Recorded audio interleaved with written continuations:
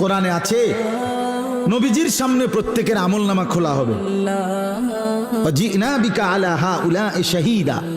নবীজিকে আল্লাহ বলছে আপনার সামনে উপস্থিত রাইখা আমি দেখাবো। নবীজি আমলনামা দেখে আল্লাহর নবী জিজ্ঞেস করবে উম্মত এটা কি?